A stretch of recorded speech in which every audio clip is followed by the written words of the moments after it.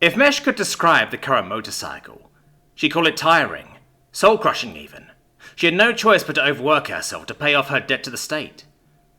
After the brother of her father was falsely charged with high treason and shipped off, all of her immediate family, including her, was charged the appropriate price of being the acquaintance of a dissident. The dread residing in her heart only grew stronger as she made her way back to her meagre apartment dwelling. The thought of the massive debt and the cost of living only served to wear her mind down. "Hello, miss! Did you know you have rights?" Mesh's ears perked up at the sudden barrage of noise directed at her.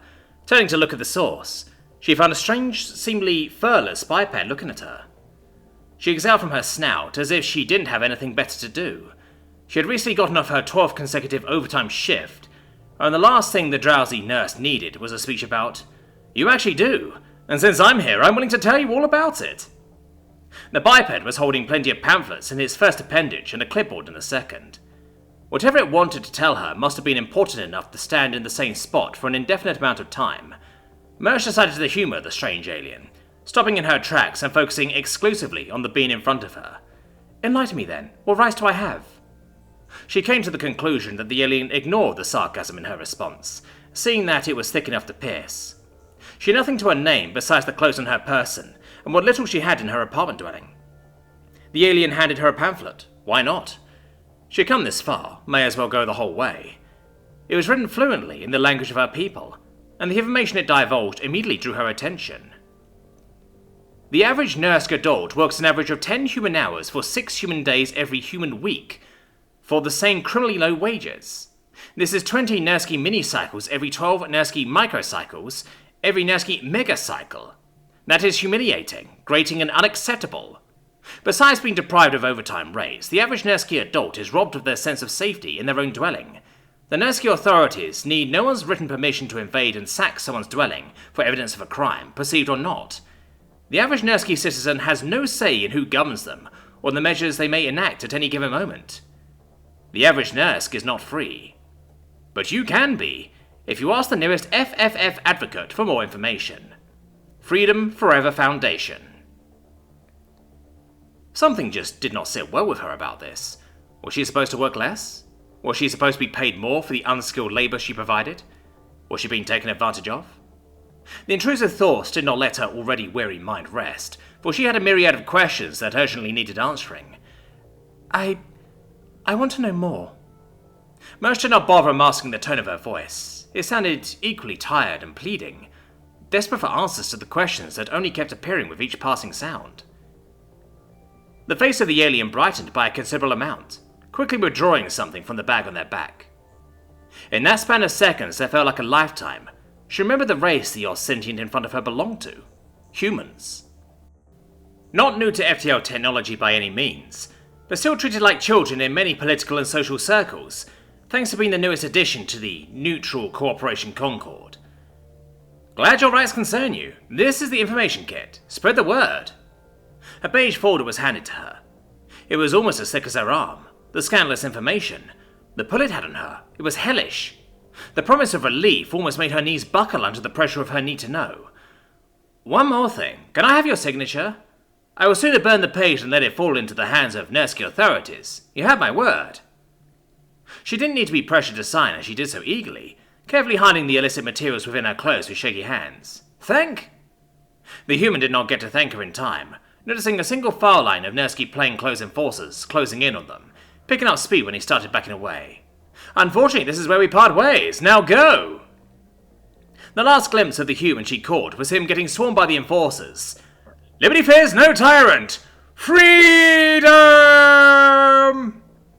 Most of his attempts at leading the human away had failed. Tears threatened to spill out of the corners of her eyes the longer she ran, yet she had no other choice. If only she could see him again. Almost an entire megacycle later, or a human month later. Mersh was returning from work. This time she failed to evade the treacherous weather, opting to withstand it, and head back home through the camped alleyways leading to that fabled square she had met the human at. She sighed, stopping for a bit and sitting down, squeezing her long ears to get what little water had gathered in there out loud. That was when a familiar voice caressed her ears once more. Hello, miss. Did you know you have rights? Her head spun around a little too quicker than she liked, causing some pain to her neck, but ultimately ignoring it in favour of finding the source of that blessed voice. Of course you do, you're the first one. The same human from before sat next to her, shielding her from most of the raindrops thanks to his larger size. Also, I'm now considered a political dissident, and there's an active warrant out for my detainment, but that's not the important thing here. It is this. The same clipboard came into her view, this time filled with plenty more signatures, and from the looks of things, there were more pages under the one on top, all filled to the brim with signatures as well.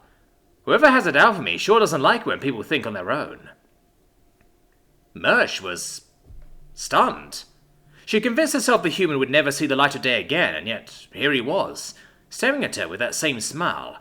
The same smile with the same, if not larger, amount of defiant spirit brewing behind it. How did you... I am a vessel for liberty. As long as it exists somewhere, I will not be stopped. The human stood up and offered her his hand. She accepted it, and after getting pulled up on her feet, he showed her another pamphlet. This time it talked about a protest right outside the presidential palace. It was suicidal to say the least, which is why Merch thought she had finally flown off the handle when she accepted without second-guessing herself. So, there are more like me? Hope filled her heart. It was good. Way too good to be true. Not just more. Way, way more. Now come, I'll get us there with the Liberty Mobile. She soon found herself strapped inside a vehicle of signature human design, heading straight to the presidential palace, her stomach flipping at the mere sight of the crowd gathered at the meeting point. Chanting slogans, phrases, speeches that at any other point in time she would have rejected as crazy and meant to destabilize the nation her people had built over many lifetimes. They got out and marched with the rest of the assembled Nursk until they hit a choke point. Lines upon lines of enforcers, ready to meet them halfway. They were not scared or intimidated. They were ready. Before long, either due to their own initiative or an order from a higher up, the enforcers were set loose in the crowd. Bashing, bruising and shooting with electrically charged pellets, trying their damnedest to scare the crowd away. Merch was scared, but she would not flee, for the life she lived before this grand event was nothing more than celebrated slavery. Enforcers descended on her and the human. She was badly beaten, but before any serious harm could befall her, the human shielded her and proceeded to drive back the enforcers hell-bent on killing her without even fighting back. The only weapon in his name was his own body, and he did not use it as a weapon, only as a shield.